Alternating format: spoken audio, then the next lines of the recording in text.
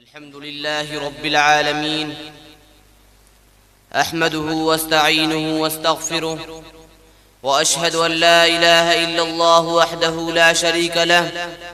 وأشهد أن محمدًا عبده ورسوله خاتم الأنبياء والمرسلين صلى الله عليه وعلى آله وصحبه أجمعين ومن تبعهم بإحسان إلى يوم الدين. فقد قال الله تبارك وتعالى في محكم التنزيل: ما كان محمد أبا أحد من رجالكم ولكن رسول الله وخاتم النبيين، أو كما قال عليه الصلاة والسلام: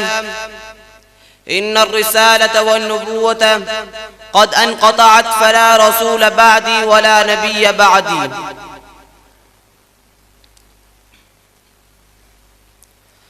سلام ہو ان شہیدان محبت پر، سلام ہو ان شہیدان محبت پر جو کٹ مرے ناموس رسالت پر. میرے معزز مہمانان گرامین اور میرے ہم مکتب و ہم سفر ساتھیوں اور انصاف کی تخت پر نشست کیے ہوئے منصفین حضرات، السلام علیکم ورحمۃ اللہ وبرکاتہ. میں آج کے اس بزم صدیق اکبر رضی اللہ تعالی عنہ کے پر رونق اور باوقار محفل میں جس عنوان کو لے کر حاضر ہوا ہوں وہ ہے تحفظ ختم نبوت اور ہمارے قرآن و سنت کی روشنی میں. برادران اسلام، الحمدللہ ہم سب اس بات کا یقین رکھتے ہیں کہ اللہ تعالیٰ نے اپنے بندوں کی رہنمائی کے لیے انبیاء کو بھیجا اور ان کے سلسلہ حضرت آدم علیہ السلام سے شروع ہوا اور حضرت محمد مصطفیٰ احمد مجتبیٰ صلی اللہ علیہ وسلم پر مکمل ہوا. اور یہ ہمارا ایمان ہے کہ آپ صلی اللہ علیہ وسلم اللہ تعالیٰ کے آخری نبی اور رسول ہیں،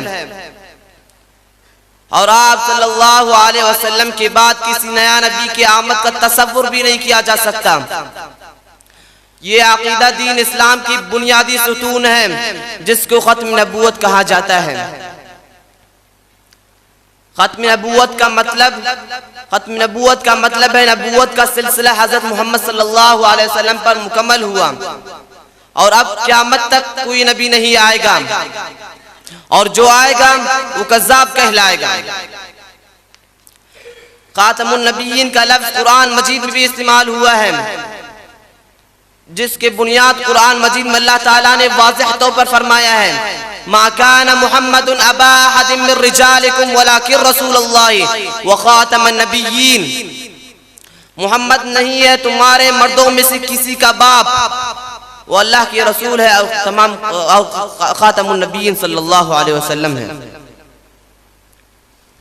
اور یہ آیات اس بات کا کھلا اعلان کرتا ہے کہ نبوت کا سلسلہ حضرت محمد صلی اللہ علیہ وسلم پر مکمل ہوا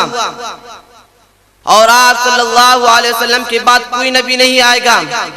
آپ صلی اللہ علیہ وسلم پر نبوت کا دروازہ بند ہو گیا، اور اس کے بعد جو نبوت کا دعوے دار ہوگا وہ کذاب ہوگا، غلیظ ہوگا، اور ہمارے معاشرہ میں جو یہ دعوے کرے گا ان کے نست و نابود کرنے کے لیے ہر وقت ہر زمانے میں غازی موجود ہوں گے. اور ہم اس معاشرے میں مثال پاتے ہیں کہ ہمارے معاشرے میں اور یہی زمانہ میں سید خان غازی جیسے غازی موجود ہیں، اور خالد جیسے غازی موجود ہیں، غازی علم الدین شہید جیسے غازی موجود ہیں. تو ہم اس کے علاوہ اور کیا چاہتے ہیں کہ ختم نبوت کا ہمارا ذمہ داری. بس میں اپنی تقریر کو کچھ اشعار پہ ختم کرنا چاہتا ہوں. ہمارے ملک چلے آؤ صدا برسات رہتی ہے، ہمارے ملک چلے آؤ صدا برسات رہتی ہے، کبھی بادل برستے ہیں کبھی آنکھیں برستے ہیں. عمرے ہم نشین چل کہیں اور چل اس چمن میں ہمارا گزارا نہیں. بات پھولوں کی ہوتی تو سہ لیتے ہم، بات پھولوں کی ہوتی تو سہ لیتے ہم، اب تو کانٹوں پر بھی حق ہمارا نہیں. جب بھی اہل چمن کو ضرورت پڑی خون ہم نے دیا، گردنیں بھی کٹی پھر بھی کہتے ہیں یہ اہل چمن، یہ چمن ہے ہمارا تمہارا نہیں. جانے کس کی لگن کس کی گن میں مگن جا رہے ہو کہ مڑ کے بھی دیکھا نہیں ہم نے آواز پہ تم کو آواز دی ہم نے آواز پہ تم کو آواز دی پھر بھی کہتے ہو کہ ہم کو پکارا نہیں میرا ذوق نظر آزما لیجئے گر بجلی کی رانا گرا دیجئے میرا ذوق نظر آزما لیجئے گر بجلی کی رانا گرا دیجئے میں بھی نکلا ہوں گھر سے یہی سوچ کر یا تو نظریں نہیں یا نظارہ نہیں او ظالمو اپنی قسمت پہ نازا نہ ہو دور بدلے گا یہ وقت کی بات ہے وہ سنے گا ضرور صدائے میری کیا وہ تمہارا خدا ہے ہمارا نہیں وآخر دعوانا الحمدللہ رب العالمین